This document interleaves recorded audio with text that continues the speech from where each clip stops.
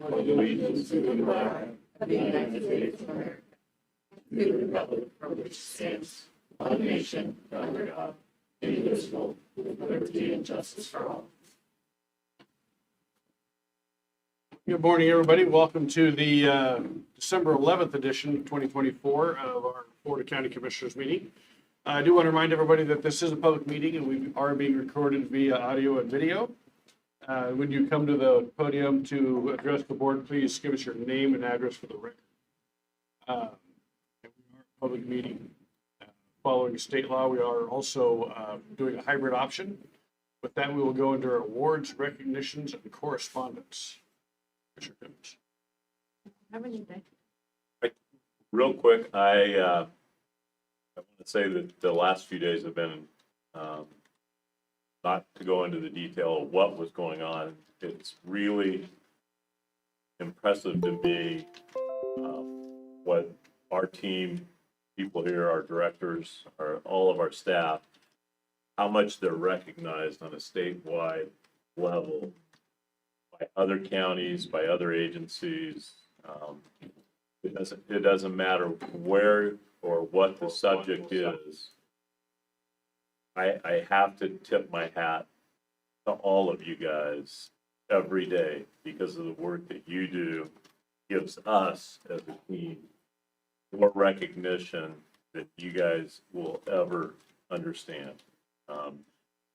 It was like on Monday when the governor was leaving the leadership conference, ran into their troops out in the parking lot, and her comment is always, hey, there's the guys from the legendary Umatilla County. Now, she says it with some humor, but there's a reason that she says that every time. So my hats are off to you guys. And I know this is a time for recognition, and my recognition, not to you, just you guys, but to every employee of Umatilla County. It makes me awful proud to be a participant at whatever level, but the recognition by the rest of the state and the region for what the work that you guys do, I don't know how to say how proud I am, to be honest. So thank you guys very much. Yeah, no, well said. I echo those comments. Absolutely. Okay. Approval of the previous minutes from November 26, 2024. Approval. Motion and a second. All fair the motion, say aye. Aye. Any additions to the agenda?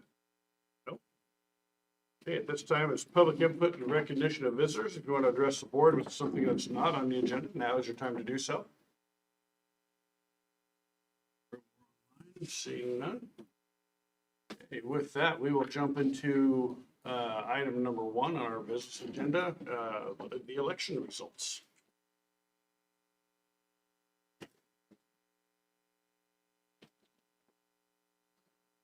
Good morning, Commissioner Steve Cragen, Elections Records Supervisor. Morning. Before you is an action agenda item for approval of the November 2024 general election results with the county commissioner and race on it. Need your approval so we can then send off certificate of election for those winners. Any questions or comments? I do have a comment, and we received a letter from Klaus Hona, and I had a chance to visit with Klaus last night, and what they're looking for, what the letter said basically is that there was some question about certifying the election, and they gave some options and different things. Anyway, I read down through the letter and visited with Klaus face-to-face last night. And one of the things, what they're looking for is something more statewide. So anyway, to certify, there was this whole group and working on election integrity. And, you know, there's absolutely no question at all with Umatilla County and that there's an election integrity question, but they're looking more at a state level. So I Did just you get a wanted copy of to that letter? mention that. Yeah, I have one right here. Okay. So, Did you get a copy of it? Okay. So I just wanted to clarify that, but I'm sure that we'll hear from them. Quick question, the county is highlighted in yellow, is that for any other reason than where the county? Just to draw attention, those are the only two contests that's affecting this action item.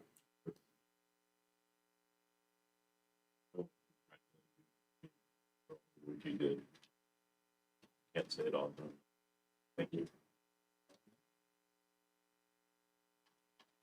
Wishes of the board. I move to accept the election results and authorize the chair to sign the letter of acceptance.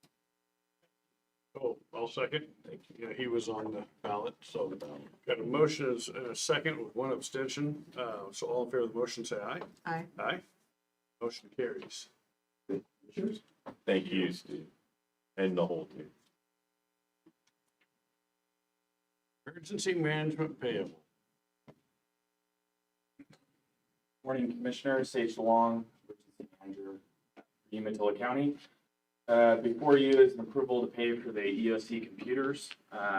Looking for their approval for new computers within the EOC. Total of $5,058.75. This purchase comes from Hanford grant funding. And prior approval was approved for this grant, so I apologize for not bringing this before the board before this. Then got into the fire season, and so that was put on me, so I apologize for not bringing.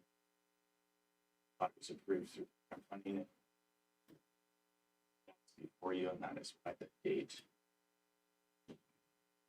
But this one, we're doing the computers first, right? Yes. Okay. I would move for approval of payment for the new computers, for the emergency operating center for $5,059.75. Motion is second. Any further discussion? All in favor of the motion, say aye. Aye. Motion carries. Okay. Management grant. Again, this is the second grant. This is the EMPG grant, which is known as the Emergency Management Performance Grant. I'm looking for the approval of the agreement between us and the Oregon Department of Emergency Management.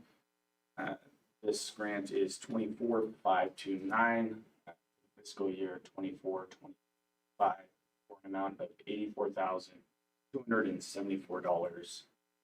This funding is to supplement the operational costs for the program. It does come with some things that are required from the county, myself as an emergency manager, exercises, being qualified. We have completed most of those already for this year. So we are looking to get that approved and sent off to them. So, assistance. I'm sorry. Go ahead. Sage, just like everyone else, thank you very much. But two things on this. The first one is it is nice that we're in December, halfway through the year. And I think Robert would tell you we're probably 90% fulfilled with your requirements on your grant, which is amazing. That always hasn't happened. I'm just saying that we know that it takes an effort to do that. So thank you. Second part of that is this last week, I sat down with the director, several of us, and this is a slight. What is this, Robert? Just like $4,000 higher than last year? I'm not absolutely certain. It's in the range of past. Yeah, it's not very much, but the state is asking more out of you guys, and that the EMPG grant is designed to make sure that every county is prepared. That preparedness obviously is the number one goal. And our discussion was that the governor has included a slight raise in that reimbursement. but nowhere near the 21% inflation we've seen in the last few. I know that it's tough for them to advocate for their own budgets, but as that comes forward, I think all three of us are more than willing to jump on board and be advocates where necessary. So don't be afraid to ask us to help on that, because that will come to you guys throughout this legislative session to get that increase done and how it gets paid. I mean, how that revenue is generated on a statewide basis. So, please don't forget to include us in that advocacy.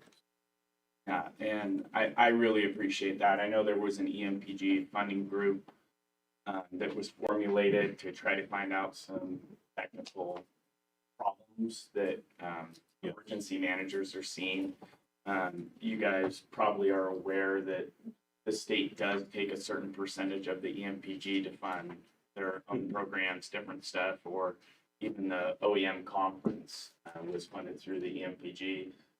It's extremely hard, as you guys are well aware of the inflation of funding, not only like a singular position, but trying to find funding for more positions or different counties.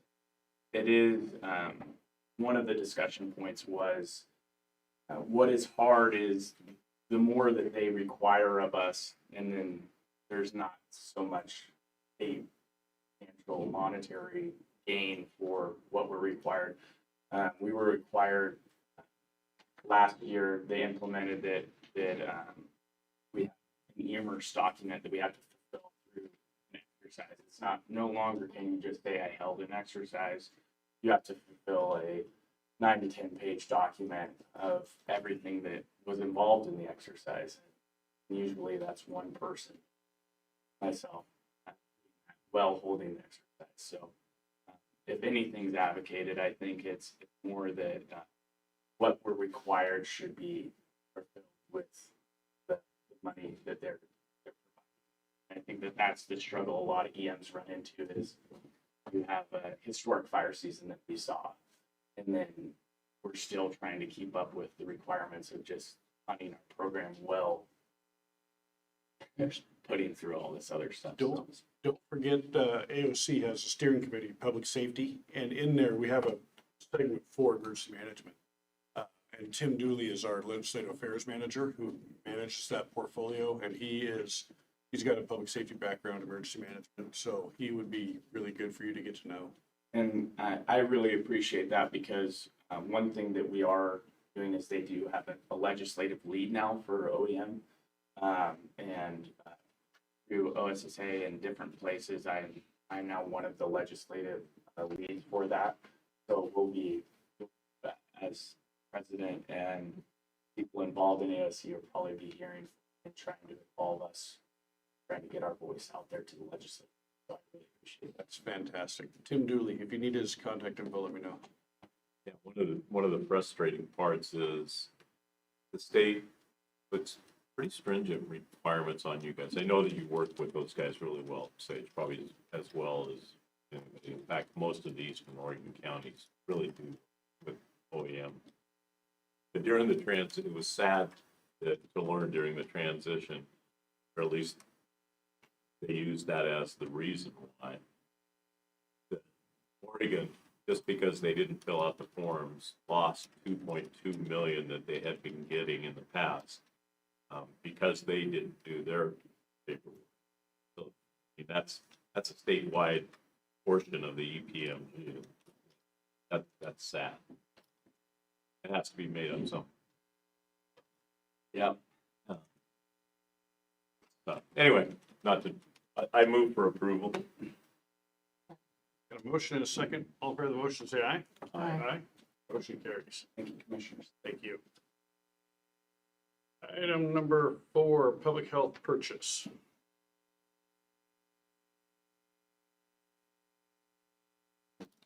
Good morning, Commissioners. Kamara, Director for Eco Health. What we've got here is a purchase for some educational swag items. Our HOMA program, which is a regional collaborative with 8 additional counties that we oversee. We received some funding from Oregon Health Authority specifically for that regional format. And as they do events engaging with members of the public, soliciting feedback, they utilize items as a way to get folks to engage, fill out surveys, talk to us, those types of items. All the expenses on this are on a budget that we submit to OHA as part of the funding they receive to us. We did have a budget line for swag items that was approved by them. And so that's where this will fall under. These all come from the program element 5102 funds. No general funds are used for this particular purchase. So it's a variety of items, pens, lip balm, first aid kits, things like that, branded with logos. So asking for approval for a anticipated expense of $7,255.99 to the Vistaprint. Happy to answer any questions you have. I would have had a question about general fund dollars, especially with the media in the room, but since you already answered it, there's no general fund dollars required. Not for this purchase, Yeah, nope. that's what I was looking for. I'm not sure I can support this, Joe. On this list, I do not see any additional watermelon. I'm gonna struggle with this. Those were a liked item. By me, for sure. Clearly. Joe, health equity Mhm. and climate resilience. Yes. Talk a little bit about that. So the part of the public health modernization funding we receive, and that's what this pot of funds originates from. There, when the funding first started being passed by the legislature, it was a very small amount. And so the way it was divvied out across the state was in regional collaborative groups. And so there's some holdovers of those and some ways we've tried to leverage additional funds here for that. So just starting off from a standpoint of every county gets a pot of modernization fund. We apply it as a fiscal agent for the region to receive additional funds on top of that, but we work towards the same deliverables. So two of the deliverables that are tied to the public health modernization funding, one is that every health department has to have a health equity assessment and a health equity action plan. And the other is by this coming June, every health department has to submit a climate adaptation plan focused around health. As the region, what we've offered to do for the partners, and we've staffed people for this purpose, is on the health equity plan, we work with each individual health department to basically provide working staff time to do some of that work on their behalf for them independently within their health departments. The climate adaptation piece is something we're doing, trying to do more broadly, because the weather doesn't really care where the county borders are at. And so we're working to do something on more of a geographical region standpoint, focused around the severe weather impacts that we've had and how that impacts folks' health, and how folks can be more prepared and resilient for that. Because they've been happening, we assume they're going to continue to happen in some. Examples being with wildfires that were happening, that generates a lot of smoke events, that always generates emergency room visits. And so we talk with folks and are looking for ways to better understand the data. Not all communities have air monitoring, in all their areas. There are some small units. There are different ways to try to go about that. Additionally, not everybody knows what they can be doing in their homes to protect themselves while those events are happening. All of those have direct impacts on health. And the idea is some sort of plan that provides some guidance and items to move forward so that we can be better prepared as these things happen. That answers. It does. I think that that's really interesting because I know people like with COPD, they have there's changes in air quality. They all show up at the emergency room. Yep. And it'd be nice if public health could get that information to these folks just to help them out because it's a big deal. Yeah. And it's, that's one of many, some of what we've been trying to do is get from members of the public. That's where the engagement with the swag comes from, is what are the issues that they think are most impactful in their communities. Even though we're doing a regional adaptation plan, it's still not a one size fits all, right? Mm-hmm. There's different priorities in different counties. Folks have different concerns based on what they've been experiencing. And we're trying to carve those out within that plan while providing as a resource so that those health departments don't necessarily have to put resources to providing this as a deliverable to OHA. The flip side for us is we get additional staffing and capacity to work on all of this. One of the things during the climate and energy hearings, they had maps of the resilient hubs that they actually built, 7 or 8 of them. None really in Eastern Oregon, but they've identified these resilience hubs and spokes that the one thing that is available a lot like emergency management on OEM is they have portable ventilation systems that are available to Joe. Like, so if smoke really gets bad, and say the convention center doesn't have a reverse ventilation system, they can actually roll in portable units or EOTech or wherever you identify as a hub. They can roll in. And so on the backside of COVID, I don't know where the funding for this part originally came from, but each region, each preparedness region, and we're in Region 9, Right. Morrow, us, Union, Lawa, no, Grant. Grant might be in regions. Yeah, anyway, Region 9, each jurisdiction or each region was offered, we have 2 pretty good sized HEPA filter units for things like that we do keep here. They're actually either in the storage depot in Hermiston. I don't think there's been a good job of other folks knowing we necessarily have it. We did deploy a couple of them to some long-term care facilities a couple of times, but they haven't gotten a lot of use. But that's one of the components where if we can put some information out, here's a plan, here are some resources that are available, here are some steps that can be taken. Maybe there are more of these that an entity or a government or somebody should have for these types of events that happen for certain types of facilities. That's really the idea behind the plan is how do we coordinate some response. There's other folks doing some of this as well, and we're engaging with them. We're not trying to, it's going to stand right. So I think it's a great idea. I mean, they talked about heating and cooling, portable heating and portable cooling, that type of thing. Again, being the ultimate optimist, I was hoping to see more dots in Oregon on the map. They're just not there yet. Yeah, it's the operative word. Yep. Yeah. So, anyway, Okay, I move to approve the expense of $7,255.99. second. Got a motion, a second. All in favor of the motion, say aye. Aye. Carries. Thank you. Thank you. Thanks, Joe. And all you do to your whole team. So it says IT purchase, but this is a CDDP purchase, isn't it? This is a capital expenditure. Okay. It kind of falls under our realm. Dan's done a lot of work on getting the grant in this. So, good morning, Commissioners. Riley Wortman, IT Manager.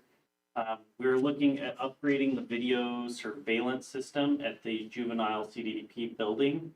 The current system was put in the 90s and hasn't really been upgraded since. We have a quote from Unitech for $32,697. And as I said, Dan worked on a reimbursement grant through CIS insurance for this as a safety issue of $10,000. So that the total would come to $22,697. So what we're requesting is adopt the order BACC 2024-065 to authorize the payment to Unitech Communications for the upgrade of this.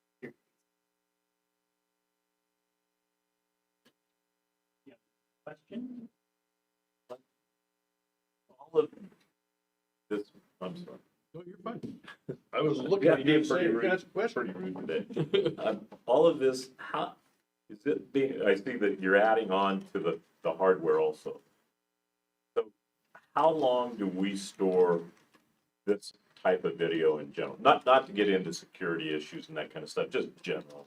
It really depends on kind of the activity. So the way that the system works is it does record kind of the whole thing, but it limits it down to what it sees as activity. Gotcha. So if it can see the activity, it's going to save that section of video. If it doesn't really see activity there, it's not going to save that section of video, and that's so we can keep a longer amount of time. It's like our blink camera and all. Exactly, and so generally speaking, it runs about 30 days, but we have had some up to 2 months that, depending on the area, where it says, oh, hey, we do have activity here, but there's nothing happening in this other section. It can keep a little. So it really, it's kind of a wide variance. We've tried to add more and more disk space. Gotta love AI. AI today. Well, Gotta love CIS at $10,000. yeah, there you go. We do pay them that. We do. Okay. I would entertain a motion. Okay. I move to adopt order number BCC 2024-065 and authorize the chair to sign the quote from Unitech Communications for the security camera system upgrade to the CDDP. Motion is second. All in favor of the motion, say aye. Aye. Aye. Motion carries. Thank you, commissioners. Maintenance contract. Good morning, Commissioners. Dan Lanai, Director of Administrative Services. And I was hoping Marty could be here with us this morning, but he's busy setting up for the health department. I think they're having a clinic or something over there in Hermiston. I think that's where it's at. Before you, so we're working on the Fair OSU Extension building there in Hermiston and building a classroom, a kitchen classroom, however we call that, for them to be able to do their teaching classes on how to cook for people there. With the SNAP program. So this is in the back area of the old, the new Fair building, but the old. So it's in the shop area. To build a classroom, and this classroom will also allow them to, the framing that, this is for the framing quote, and to put up the plywood around the outside, the walls there of the classroom, not the sheetrock or anything inside, just the framing, the walls, the roof, or the ceiling, we could say, on it. And that ceiling's gonna be strong enough so we can store items, so we can use it as storage. We got 3 different quotes there, and we had the Finley Bros for $30,000, Eastern Oregon Mechanical $19,500, and then NER Construction for $16,440.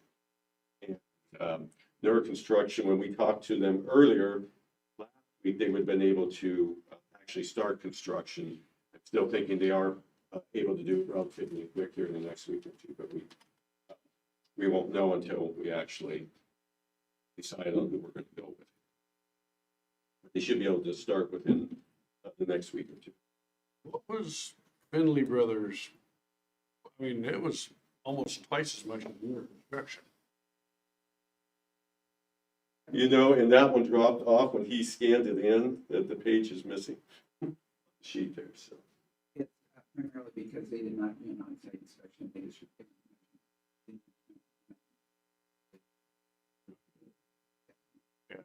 I was looking at the difference. I'm like, that's a significant difference.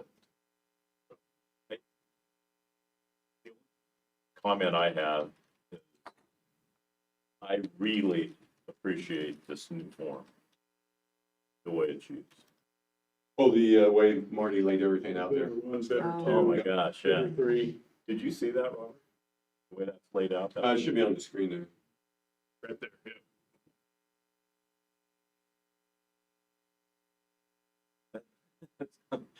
I'm not used to that simplistic, very informative.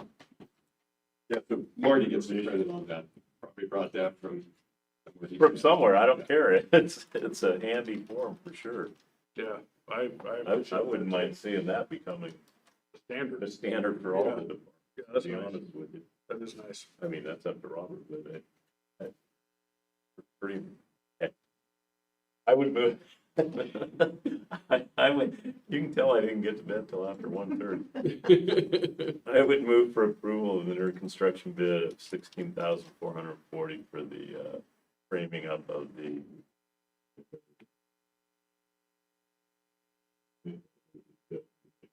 or the agricultural, or the egg, Yeah, we need to figure out the name of that. for that building. Just call it the Fair Building right at the moment. Yep, there you go, the fair building. No, The Fair Dorn building. building. I second that. I do have a comment. Let's hear it. I appreciate all of Marty's work on this. I mean, this whole thing. He's just taken everything in stride, and I really appreciate that. And I appreciate his expertise too. I mean, he's got some great relationships and some great ideas. It's gonna be a great facility for all of them. We just need to get them moved in. It really is. And so, and I appreciate how they've incorporated up on top storage area, you know, not wasting space at all. So, Okay, so we have a motion and a second. All in favor of the motion, say aye. I, Motion carries. Thank you, Commissioners. Wildhorse Foundation nomination. You do it? Or you want to do it? I can do it? Okay. Background on this is my term for the Wildhorse Foundation is up for renewal, and they asked if I was willing to serve again, and I told them I'd be more than happy to serve. So this was to nominate me again for another 2-year term on the foundation board. I move to adopt order number BCC 2024-066. second. Motion is second. All in favor of the motion, say aye. Aye. Motion carries. Thank you. Pendleton infrastructure funding.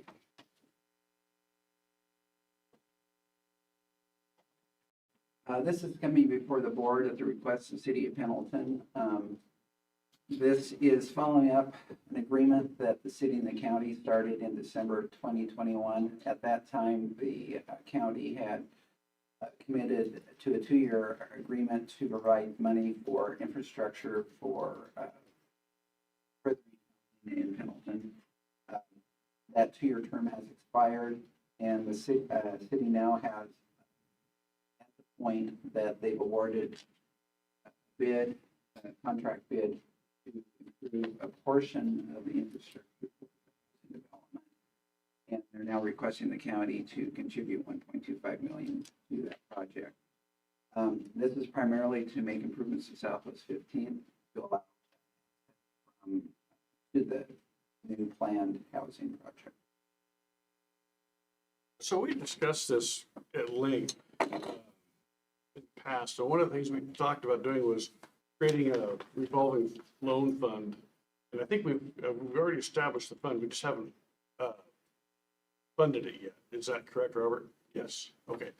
I think it would be better if we did the revolving loan fund through the county and then were to, I don't say give, I don't think that's the right term, loan those dollars to the city, and then once they were repaid, have the city be the collecting agent, and then return those funds to the county once the city collected those dollars. That was how the original That was agreement how- was, and so if you want to move forward with that, that would probably be envisioned the same way. Money would come in through the reserve fund with an agreement for revolving the city when they receive any funds from the developer. Going back to the county. Okay. So this is truly just an amendment to the original. It's basically an extension, Okay. but it's a renewal, but since it has expired, it has to be a new agreement. Gotcha.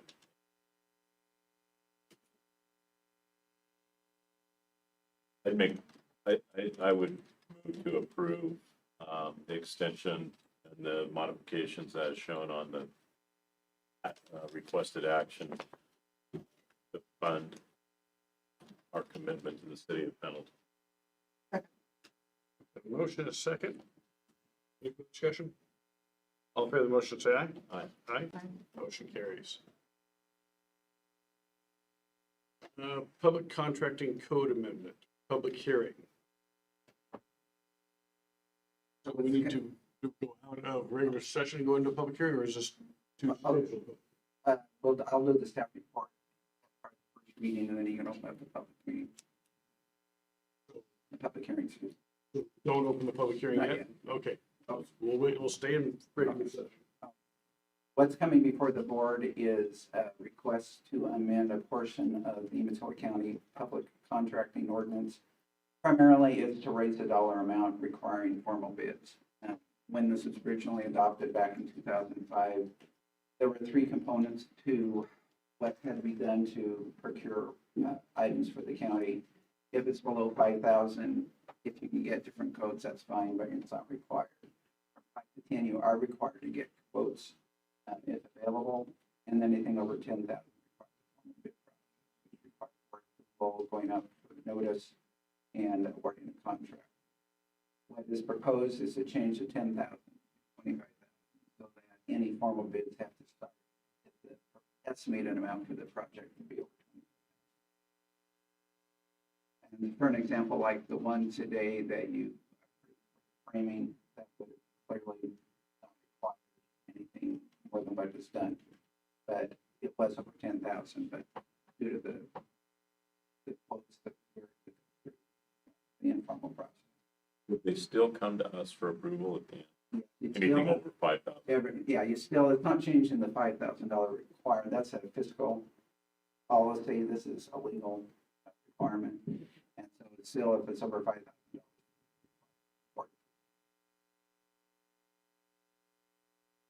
Yeah, then he has to weave that new form back into the whole process, whether it be.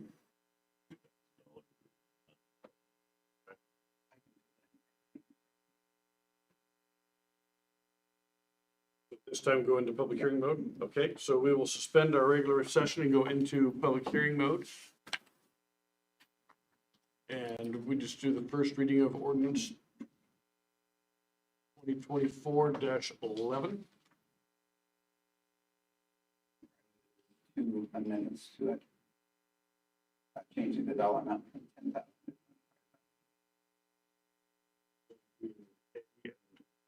See, is that, Yes. read the whole thing? No. Thank goodness. Percent. No, that's exactly what I was thinking. Okay, so do you read the sections, Steve? No, it was available. It's available for you, okay. So is there, do we do any in opposition and, okay, is there anybody who wants to speak in favor of this? Either in line or on the room? I will, yes. Dan and I, Director of Administrative Services. You know, this is a great move for us because as an example there, one of the contractors, they don't even want to spend the time to come to do something that might be $10,000, well, $11,000 project, and then trying to make their amount because, it takes a lot of time for them to come down and do that. And it gets, and with inflation since 2005, we looked at a lot of things, labor and materials costs have gone up 60 to 80%, which if you add that to 10,000, that's 16 to 18,000 right there because of inflation costs. And it makes it very hard for us to retain relationships with some of our vendors because every time we're turning around, we have to do a competitive RFP just for something that they would normally just do, and it's not that big of a project. I'm very in favor of this. It would actually improve our relationships with the vendors, local vendors, and actually make our job to be able to do some things. But as it says, still, anything that's over 5,000 would still come for you guys. I know the glass shop owner over here, her head's nodding so hard, I'm afraid it might snap off.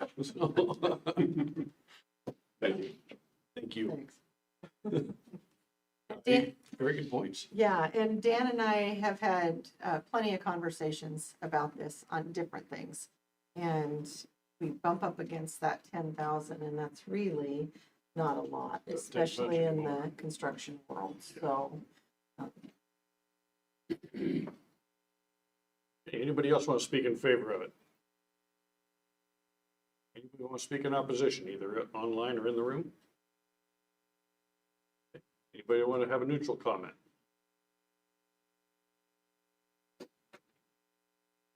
Robert Paul, CFO. One thing I would comment, and I think it was a point made earlier in the meeting, this board meeting, is having multiple quotations. I'm not nearly as concerned about the bid process, except that it's a legal requirement.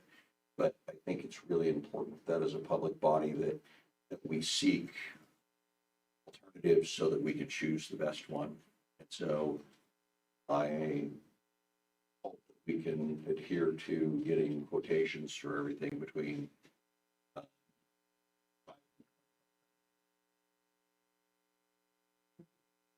or lower. Yeah. Yeah. Or lower. There you go. With that, we need to set a second reading of the ordinance. Oh, close first, then do that. I was just testing it. You fast. Okay, so with that, we will close the public hearing and go back into our regular session. And one of the things we need to do is set a second reading of the ordinance. And the proposed date is the first board meeting in January 2nd. We can make a motion for that. Okay. I move to set a second reading of this ordinance on January 2nd, 2020. Motion is second. All fair the motion, say aye. Aye. Aye. Motion carries. And that is the end of our agenda items. Final thoughts, Commissioner Timmons. All three of us were down in Salem yesterday, and for the first time, I testified in front of the Senate for homelessness. And it was extremely interesting, new experience. But what I learned and I said at the meeting was that one size does not fit all across the state. And it's interesting to note that we've got $2 billion, the governor put $2 billion in housing and homelessness. $1 billion is just for homelessness. And yet some of the things that they want to fund will not work in Umatilla County. In fact, we have ordinances against it. And I once again had an opportunity to beat the drum for state hospitals and bringing back state hospitals. And that's certainly a trending conversation. And so it was a wonderful, wonderful day. I felt like we really made some progress, but and a great experience. But it'll be interesting to see how it all pans out. Sometimes it feels like those conversations are a struggle for people to understand. But 6 weeks from now, Cindy, people will still be making comments about what you said because it will make those kind of government works at the speed of government, and it's frustrating. But if you don't participate, it grinds even slower. So I appreciate it that you went down and did that because it's never easy. It takes preparation, takes time. It's a dedication that not every county was there. Not every county was And there. you were. And people did comment on that I was there in person. Yeah. And I did comment in front of the Senate committee. I said, this is such an important issue. Why wouldn't I have come in person? Right. And so, It makes a difference to the legislators when somebody who's as far away from Salem as Pendleton or Milton Freewater, when we go all the way to Salem to make a point that really makes an impact to them Yeah. versus doing it online. And I hear that time and time again from the legislators. Commissioner Doran made the comment, you prepared for it and everything else. How long did you prepare for it? Real ballpark for me. How many hours? just for the 6 minutes Yes. that I was given, about 3 hours. And you testified for 6 minutes. I did, but I was telling Commissioner Doran earlier this morning that they probably had 10, 15 minutes worth of questions. Yeah. After I was Sure, done. So, sure. And it's funny you say that one size doesn't fit all. I literally said those exact same words to Senator Lieber yesterday afternoon in her office. And we were talking about behavioral health and how to make the system work better. And I literally said, we can't make one size fit all. I mean, what works in Multnomah County does not work in Umatilla County. So, I mean, it's funny you said that, because I literally said the exact same thing. Yeah. And Umatilla County was very well represented in Salem yesterday. that's They for were sure. well represented. Yeah, And it's noticed. yeah, it is. It is. I've heard a couple people comment, are all three of you people in the courthouse today, or the Capitol today? And yeah. I had to point out that we weren't talking to each other. Yeah, I know. I said the same thing. I said the same thing. Well, So, I was going to add what Commissioner Doran said as we were at the Oregon Business Conference on Monday, and thousands and thousands of people there. And I was in the hallway, and the governor, she did spot me, and her with her entourage made a beeline right toward me, gave me a big hug. Yep. And, you know, I got a she hug from her always, too. always, I didn't get a hug. oh, she always seeks us out. she does. She Yeah. seeks out Umatilla County, Yeah, I saw and I her. think that's great. Yeah, Legendary. legendary. Yeah. Legendary So, Umatilla County. yeah, well, I talked to her at the reception and had a really good conversation with her. And part of it was, we talked about mental health. I'm on her task force for behavioral health. And so I missed her speech because our behavioral task force met at the same time. So, but no, it was a good conference. And like I said, there was thousands of people there, and good conversation. So the speakers did really well, and I was real impressed. One, not to drag this out, I know we're still on, but that one thing that I wish we could have had discussions together is, I wanted to introduce you guys to Keith Wilson, because he and I were Mayor Wilson. Yeah. Spent quite a bit of time together, and he showed me a clip from a presentation he got that was talking about his friends from Umatilla County want to see Portland survive, because it's a key. And the applause that came from that crowd when he said that was kind of amazing. Wow. Well, yeah, I mean, it's a vital part of our economy. Yeah. I mean, do we want to save it or not? Yeah. We're at that point. Not to mention, he's putting the workforce back in the offices. So, And he wants us down there handing out melons. Next harvest. let's do it. All right. With that, we are adjourned. Thank you, everybody. Yeah, we couldn't have blabbered on any longer. I know.